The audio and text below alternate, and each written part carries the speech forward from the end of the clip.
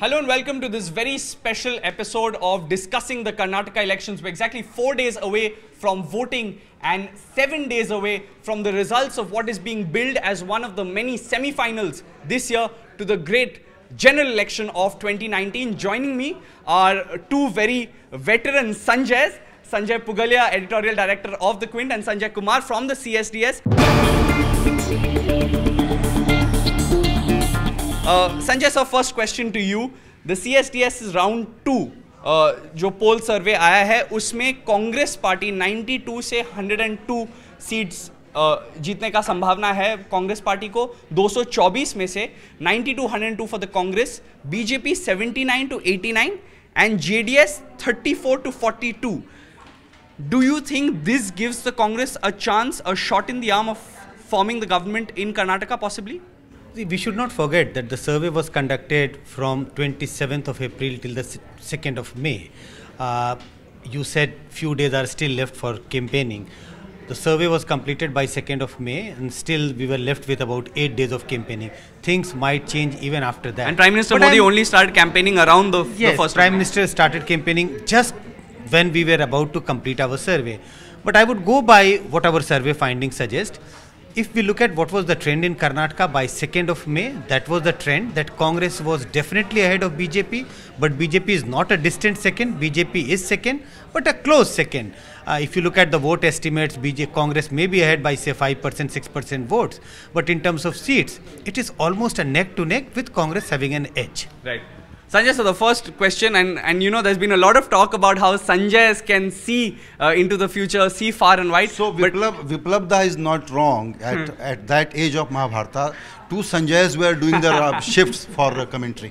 So Sanjay sir, my first question to you is the big political question. Rahul Gandhi on one hand has called the Janata Dal secular at one point of time as the Janata Dal Sanghi.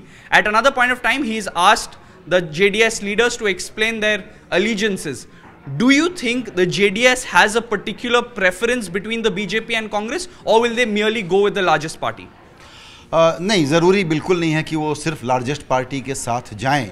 इसीलिए अगर कांग्रेस बहुत majority mark के बहुत नज़दीक नहीं है और थोड़ा दूर है और बीजेपी अगर पार्टी नंबर 2 भी है तो भी चूंकि दिल्ली में वो पावर में है और उसके पास जो तौर तरीके होते हैं, चार्म करने का, डिज़ार्म करने का जो तरीका होता है, उसको देखते हुए ये बहुत पॉसिबल है कि कांग्रेस सिंगल लार्जेस्ट बनने के बाद भी पावर में वापस न लौटें और देवे गौड़ा को बीजेपी मना ले और वो दोनों मिलकर के सरकार बनाएं। बहुत कुछ इस पर डिपेंड करेगा कि दोनों पार्टियां देवे गौड़ा को ऑफर क्या कर रही हैं। जो ज़्यादा ऑफर करेगा प्लस जिसका एक असर कहिए या डर कहिए, वो दोनों फैक्टर काम करेगा। तो हो सकता है डिस्परेशन में कांग्रेस पार्टी पावर शेयर ज़रा ज़्यादा देने के लिए उनको बोल दे, तब तो वो मानेंगे, नहीं तो हो सकता है वो बीजेपी के साथ चले जाएं। लेकिन मैं यहाँ पर एक बात और जोड़ना भी चाहता हूँ और समझना चाहता हूँ क्वेश्चन के तौर पर संजय जी से भी, कि वोट शेयर ज़्यादा यानी उस पार्टी की सीट ज़्यादा, लेकिन कई बार इसका एक्सेप्शन भी होता है कि वोट शेयर ज़्यादा हो के भी जो पार्टी नंबर 2 है जिसका वोट शेयर कम है वो सीटें ज़्यादा पा जाए क्योंकि कुछ इलाकों में उसका कंसंट्रेशन है। तो जब CSDS का पहला सर्वे 35% और 32%, 37 और 35 दिखा रहा था कांग्रेस और बीजेपी के बीच में 2% का फ़र्क, तो अब वो 5% का फ़र्क हो गया है। अब इसके कारण सीटों में कन्वर्जन अभी भी ट्रेडिशनल तरीके से जो रहता है कि कांग्रेस ज़्यादा बीजेपी कम, या उल्टा भी हो सकता है। Just to clarify to our viewers, the Congress vote share has gone up according to CSDS survey 2 up to 38% if I'm not mistaken. Yes. But sir, if you could answer Sanjay sir's question. नहीं, संजय जी जो सवाल पूछ रहे हैं, आपको याद होगा जब हमने पहला सर्वे किया था तब हमारा अनुमान था कि 37% वोट जो है कांग्रेस के पास और 35% वोट बीजेपी के पास, और उसको जब हम लोगों ने सीटों में तब्दील की थी तो बीजेपी 2% वोट कम लाने के बावजूद बीजेपी की सीट ज़्यादा थी। इसकी वजह ये थी, उस समय कुछ ऐसा दिखाई पड़ रहा था, बीजेपी के वोट जो है कोस्टल कर्नाटक, मुंबई कर्नाटक और एक और क्षेत्र में सीमित था। अब थोड़ी सी सिचुएशन बदल गई है, फासला बदल गया है, और फासला बदलते के साथ बीजेपी की जो बढ़त थी कोस्टल कर्नाटक में, मुंबई कर्नाटक में, वो नीचे आ गई है। हर क्षेत्र में कांग्रेस आगे नहीं है। 5% वोट लेने के बावजूद 5% वोट का फासला है कांग्रेस का बीजेपी के ऊपर, लेकिन वो हर क्षेत्र में बीजेपी से आगे नहीं है। कुछ क्षेत्र ऐसे भी हैं, कुछ रीजन्स ऐसे हैं जहां बीजेपी कांग्रेस को मात दे रही है, और यही वजह है कि सीटों में आमतौर पे जो लोग समझते हैं कि 5% वोट का फासले का मतलब है कि सीटें बहुत ज़्यादा होंगी, ऐसा दिखाई नहीं पड़ता है।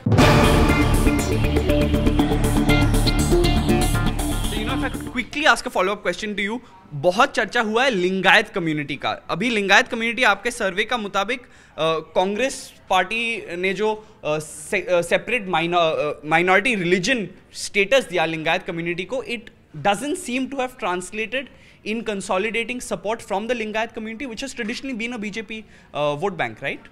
No, you're right that not only one survey we have done, this is the second survey in a row, and both the surveys indicate that in spite of Congress effort to actually penetrate into the Lingayat vote bank or break the BJP's Lingayat vote bank, they have not been able to be successful. Still, our estimate is that roughly 60 to 65% of Lingayat have shown their intention to vote for BJP, and Congress is getting roughly about say 20-25% of the Lingayat vote. It used to be slightly higher for BJP in the earlier election. If we go by our surveys of 2008 and 2013, it used to be in the 70s. But marginal decrease. Marginal decrease. Right. It is like the Patidars issue in Gujarat. Correct. We all thought that Patidars are angry with BJP, they are going to vote against BJP and they will all side with Congress, which didn't happen. I think that's the situation in Karnataka. Right. मेरा एक point और है मेघनाथ, जो संजय जी इसको elaborate करेंगे मेरे लिए, वो ये है सर कि तीसरा फैक्टर जहाँ देवेगौड़ा ट्रेडिशनली वहाँ पर रहे हैं, एक इलाके में रहे हैं, मजबूत रहे हैं, कई बार तो अच्छे से काम करता है, इसीलिए हम उनको 30-35, कोई 20 सीट दे रहा है, कोई 40 सीट दे रहा है, दिखा देते हैं। लेकिन जब चुनाव इतना पोलराइज हो और दोनों तरफ से जब इतना ज़्यादा एफर्ट हो, तो हो सकता है ट्रेडिशनल मैथ काम ना आए, फाइट बिल्कुल करीब करीब स्ट्रेट सी हो और देवेगौड़ा को और भी कम सीटें मिले और जीतने वाली पार्टी, जो दोनों में से कोई भी हो सकती है, मेजॉरिटी पा जाए। आप देखें सर्वे के अनुमान के हिसाब से लगता है अपर कास्ट और लिंगायत ये तो बीजेपी के साथ खड़े दिखाई पड़ते हैं। वोक्कालिगा बिल्कुल सॉलिडली जेडीएस के साथ खड़े हैं। इसके अलावा अगर हम दलितों की बात करें, मुस्लिम मतदाताओं की बात करें, आदिवासियों की बात करें और जो अन्य पिछड़ा वर्ग है, ये सब कांग्रेस के साथ दिखाई पड़ते हैं। यही वजह है कि तीनों के वोट, तीनों अपने पॉकेट्स में वोट्स लेकर के बैठे हुए हैं। मेरा अनुमान नहीं है कि जेडीएस में इतनी गिरावट आएगी कि वो बिल्कुल 15 सीट और 16 सीट वाली पार्टी बन के रह जाएगी। हो सकता है 22% अनुमान अभी कुछ ज़्यादा लग रहा है। चुनाव आते आते तक हो सकता है उसमें कुछ गिरावट आए, जो मुमकिन है। आपने जो बात कही उसको मैं थोड़ा सा और एक तरीके से हाईलाइट करना चाहता हूँ कि बीजेपी का सारा एफर्ट ही है कि रिलीजन के आधार पर पोलराइज करा लेते हैं तो हमको फ़ायदा होता है। तो इस इलेक्शन में कौन जीतेगा हारेगा, इस पर मैं तो बिल्कुल किसी भी तरह के कमेंट से बचना चाहता हूं। लेकिन आप इस बात को बहुत साफ तौर पर अपने सर्वे में पा रहे हैं संजय जी कि कास्ट का मैट्रिक्स जो है वो बीजेपी को सूट नहीं करता, और अगर कास्ट के आधार पर वोटर वोट डालने का फैसला करता है, कास्ट अगर डिटरमाइनिंग फैक्टर है, तो ये बीजेपी के लिए निगेटिव खबर है। उसी को बदलने के लिए हिंदू मुसलमान, भारत पाकिस्तान, टीपू सुल्तान, जिन्ना, इस प्रकार की जितनी चीज़ें हैं वो आखिरी के लेग में लाते हैं। लेकिन क्या रैलियों में लाने से और उसको एम्पलीफाई करने से जो लोग कास्ट के आधार पर वोट देने की सोच रहे थे, उनका कन्वर्जन रिलीजन के आधार पर वोट देने का हो जाता है क्या सिग्निफिकेंट लेवल पे? देखिए, बिल्कुल क्विक फिक्स अरेंजमेंट नहीं है। हम ऐसा कहते हैं कि ऐसा नहीं है कि एक बुखार है जो आपने क्रोसिन लिया और बुखार नीचे आ ही जाएगा। कई बार डिजीज़ थोड़ी क्रॉनिक होती है और बुखार नीचे नहीं आता, फिर आपको कई तरह के टेस्ट कराने पड़ते हैं। गुजरात में ऐसा होता हुआ दिखाई पड़ा हमें, बिहार में ऐसा नहीं हुआ। जहाँ समाज में जाति का बहुत ज़्यादा रोल है, समाज के हर क्षेत्र में जाति आधारित निर्णय लिए जाते हैं, वहाँ पे धर्म के आधार पर इनको बांध लेना और पाट देना शायद मुश्किल होता है। बिहार में ऐसा ही हुआ। लोगों के जीवन में daily in day to day life caste का इतना इम्पोर्टेंट रोल था कि धर्म के नाम पर आपने उसको पाटने की कोशिश की और वो संभव नहीं हो पाया। गुजरात में ये संभव हो पाया, शायद वहाँ जातीय का उतना प्रभाव नहीं था जितना बिहार में दिखाई पड़ता है। कर्नाटक कहीं मैं बीच बीच में पाता हूँ। ये कह पाना कि क्या संभव होगा या नहीं होगा, इस पे तो अभी भी हम विचार कर सकते हैं, सोच सकते हैं, डिस्कस कर सकते हैं। लेकिन मुझे वैसी स्थिति दिखाई नहीं पड़ती जैसे गुजरात में होने की संभावना है कि आप धर्म के आधार पे, जातियों के आधार पे जो लोग बटे हुए दिखाई पड़ते हैं उनको पाटा जा सकता है। फैक्टर और एग्जामिन किया जाए, क्योंकि ज़्यादातर जो सर्वेज आए हैं जो क्रेडिबल हैं वो यही बता रहे हैं कि कांग्रेस के बारे में एंटी इनकम्बेंसी है, इसलिए उसको मेजॉरिटी नहीं मिलेगी, लेकिन नंबर 1 पार्टी वो है, बीजेपी नंबर 2 है, इसलिए संभव है कि बीजेपी जेडीएस के साथ सरकार बना ले। ये एक मोटा मोटा कंसेंसस तो बनता हुआ दिख रहा है। लेकिन जो चुनाव के बिल्कुल ठीक पहले तक मोमेंटम बनाने की बात होती है, तो आपके पुराने सर्वेज और स्टडीज़ क्या बताते हैं कि मोदी जी का एक प्रीमियम फैक्टर है, लेकिन उनके रैलीज़ की एक बेंचमार्क साइज़ भी है कि इतने लोग तो उनकी रैली में आते ही हैं।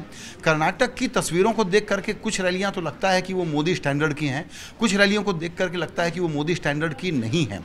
तो अंत में मोदी जी की ऑरेटरी, जहां लोग कह रहे हैं कि नहीं आप कन्नड़ ट्रांसलेशन मत कराइए, हिंदी में ही हम सुनने को तैयार हैं, जबकि दूसरी तरफ हम कहते हैं कि बीजेपी जैसी हिंदी पट्टी की पार्टी के लिए साउथ में इनरोड बनाना बड़ा मुश्किल होता है। ऐसे में क्या आखिरी दिनों का कैंपेन ऐसा हो सकता है क्या जो 5, 10, 15, 20 सीटों को जो बिल्कुल एज पे हैं, जो बॉर्डर लाइन पे हैं, उनको प्रभावित कर दे? तो मोदी जी की खुद की कैंपेनिंग फैक्टर को कैसे देखा जाए? देखिए, इसमें हमें कुछ स्पेकुलेशन करनी नहीं चाहिए कि क्या कैंपेन असर करेगा या नहीं करेगा। प्रधानमंत्री मोदी का असर होता हुआ हमें पिछले चुनाव में दिखा है, गुजरात में दिखा, उत्तर प्रदेश में दिखा और कई ऐसे राज्यों में हमें दिखाई भी पड़ा। लेकिन साथ ही साथ हमें बिहार में ऐसा होता हुआ दिखाई नहीं पड़ा, दिल्ली में ऐसा होता दिखाई नहीं पड़ा। अगर हम आंकड़ों के नज़रिए से देखें तो बहुत सारे ऐसे राज्य हैं जहाँ पे प्रधानमंत्री मोदी के कैंपेन का असर पड़ा, बीजेपी के लिए वो एडिशनल वोट जुटाने में संभव हो पाए। और मुझे लगता है अगर आप पिछले दिनों देखें, पिछले कुछ चुनाव में, तो एक स्ट्रैटेजी रहती है कि प्रधानमंत्री मोदी का कैंपेन बहुत लास्ट में शुरू होता है। और शायद स्ट्रैटेजी इस वजह से है कि अगर आप कांग्रेस पर जब अटैक करते हैं तो जैसे होता है क्रिकेट में स्लॉग ओवर्स में लास्ट के 3 ओवर बचे हुए हैं, वो फ्रेश इन पब्लिक मेमोरी भी रहता है, और वो अचानक बैट्समैन इस तरह से स्ट्रोक लगाने लगता है, बॉलर को कुछ समझ नहीं आता। ऐसी स्थिति कुछ पैदा करने की कोशिश की जा रही है, स्ट्रैटेजी है। मैं इसको अच्छा या बुरा नहीं मान रहा हूँ, ये चुनावी स्ट्रैटेजी है। आप लास्ट में आए और ऐसी बौछार करें कांग्रेस पे कि शायद जवाब देने का भी वक्त ना रहे। भाषा में डस्ट स्टॉर्म खड़ा करें, डस्ट स्टॉर्म खड़ा करें जो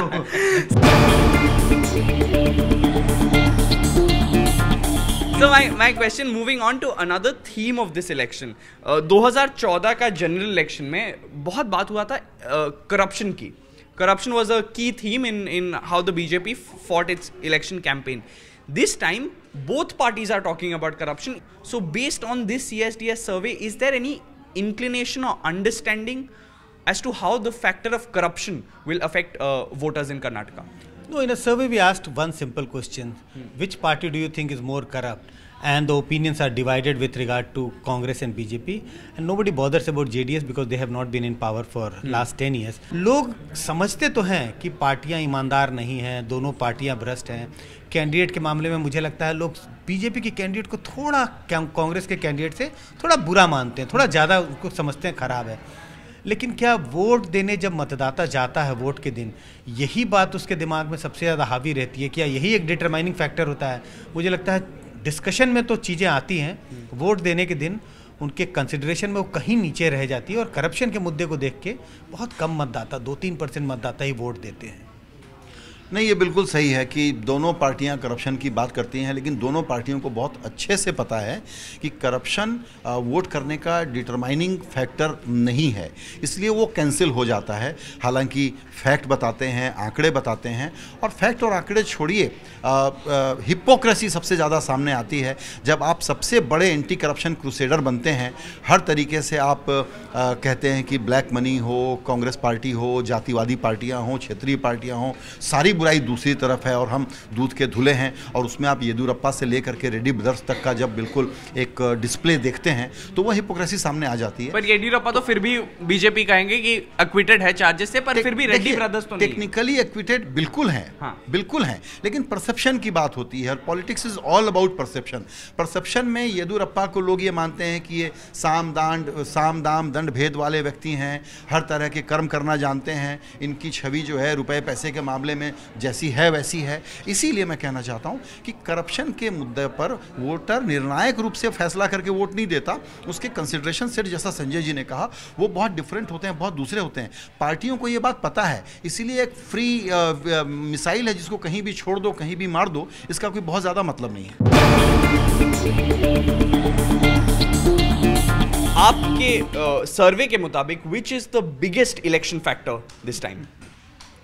biggest election factor for the voter, I think पिछले अगर 2 साल 3 साल से देखें तो एक शब्द जो है वो इतना इको करता है हर स्टेट में, उसका अर्थ हम नहीं समझ पाते, वो है विकास। डेवलपमेंट और विकास, वो इतना इको कर रहा है। मुझे लगता है आजकल तो लोग जिनके घरों में नए बेबीज पैदा हो रही है वो भी अपने बेटे का नाम विकास रख देते हैं बिना समझे कि विकास क्या चीज़ है। तो विकास विकास विकास, हर पार्टी विकास की बात कर रहा है।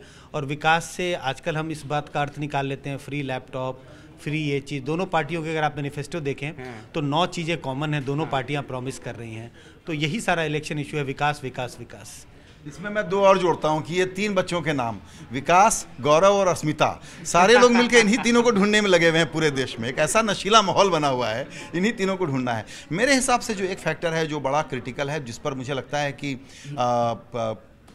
विपक्ष को कम समझ है, वो ये है कि चुनाव लड़ना आजकल एक बहुत बड़ा ज़रूरी काम हो गया है। इमेज के अलावा, मैसेजिंग के अलावा, तो जो लास्ट माइल तक, लास्ट बूथ तक, लास्ट वोटर तक आपकी हारी हुई 10-20 सीटों में गेम को बदलना, 1000, 2000, 5000 वोट का बड़ा मायने होता है असेंबली सेगमेंट के लिए। तो उसमें जो बीजेपी की सुपर इफिशिएंट मशीनरी है, इस बार उसका एक टेस्ट है, वो हमेशा उस टेस्ट में काफ़ी इफिशिएंटली अच्छा स्कोर करती आई है। कांग्रेस पार्टी को लगता है कि अगर वोटर ने मन बना लिया है तो आकर के वोट डाल ही देगा, इसलिए कांग्रेस पार्टी की जो लास्ट माइल कनेक्टिविटी, एक एक बूथ, एक एक वोटर तक पहुंचने की जो क्षमता है, और यहाँ पर गुजरात उसका उदाहरण है कि बीजेपी ने एक हारे हुए राज्य को कैसे जीते हुए राज्य में परिवर्तित किया। तो कर्नाटक जैसे संदर्भ में भी मैं इस बात पर नज़र रखना चाहता हूं कि जो सबसे बड़ा फैक्टर है वो है इलेक्शन मशीन एग्जीक्यूशन और इफिशियंसी। इस पर ध्यान दीजिए और उसमें फ़र्क पड़ता है। पॉलिटिकल डिस्कोर्स की बात अपनी जगह है, जनमत अपनी जगह है, पब्लिक मूड अपनी जगह है, एक पॉलिटिकल विचारधारा के आधार पर पब्लिक अपना रास्ता खुद बनाती है, नेता उसको फॉलो करता है, वो सब कुछ निकलता है। लेकिन इलेक्शन मैनेजमेंट एक नया आर्ट, एक नया साइंस बन गया है और उस मामले में कांग्रेस अभी बीजेपी से मीलों पीछे है। इस पर नजर रखना चाहिए, मेरे लिए सबसे बड़ा फैक्टर है।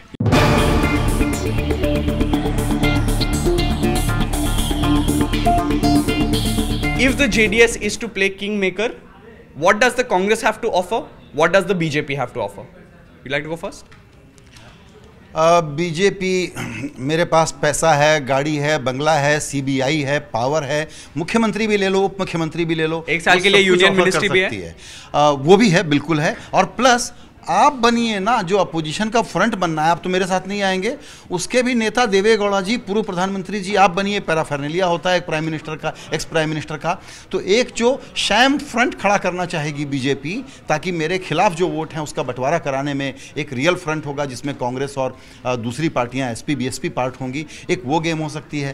कांग्रेस के पास ये है कि चलिए आपके 2 बनते हैं, आप 4 मंत्री ले लीजिए, सब कुछ ले लीजिए, लेकिन चूंकि कांग्रेस के पास सीबीआई और ईडी नहीं है और केंद्र की सत्ता नहीं है, तो वो तो मैच ही नहीं है ना। सी बीजेपी के पास ऑलरेडी 19 स्टेट हैं, सो दे वुड बी कंटेंट कि चलो ठीक है, अगर साझा सरकार बनानी है तो हमें मुख्यमंत्री नहीं चाहिए, हमें उप मुख्यमंत्री चाहिए, आप मुख्यमंत्री बन जाओ और सरकार बना लो। क्योंकि बीजेपी के लिए सबसे इंपॉर्टेंट है कांग्रेस को डिसलॉज करना। दैट्स देयर प्राइम ऑब्जेक्टिव कि हमें कांग्रेस को यहाँ से बाहर करना है। कांग्रेस की स्थिति वैसी नहीं है कि कांग्रेस साझा सरकार में मुख्यमंत्री पद उन्हें दे दें और उप मुख्यमंत्री पद खुद रखें। इसी के लिए कांग्रेस के पास बार्गेनिंग पावर कहीं कम होगा बीजेपी की तुलना में। और अगर हंग असेंबली हुई और बीजेपी एक स्ट्राइकिंग जोन में बैठ रहेगी, तो मुझे लगता है BJP might pull another state as they have done in many other state. One line prediction, Karnataka का किंग कौन? Voter. Diplomatic answer, but Sanjay sir, no, you have to give us name of a political party और a कोalition। ये सबसे risky काम है और मैं नहीं करूंगा। एक हफ्ते बाद then will be able to say Sanjay sir you are wrong. नहीं, उसमें बीच में मैंने इतने कमेंट्स दे दिए हैं कि कोई भी टुकड़ा निकाल के मैं प्रूव कर दूंगा कि मैंने ठीक प्रेडिक्ट किया था। देखिए, वोटर चुनाव आते आते तक क्या होगा इस बात का तो अनुमान नहीं लगाया जा सकता। आज तो निश्चित रूप से कांग्रेस आगे दिखाई पड़ती है। आगे चीजें क्या होंगी, कैसे कांग्रेस आगे पर बीजेपी जेडीएस की सरकार की, कांग्रेस आगे तो कांग्रेस की सरकार, बड़ा मुश्किल है। अगर मेजोरिटी नहीं आती है तो मैं सॉरी, आखिरी जिस पर ये करना चाह रहे हैं वहां से एक नई कहानी खुलती है, इस पर हमको कंक्लूड करना चाहिए क्योंकि ये फॉरवर्ड लुकिंग कंक्लूजन होगा।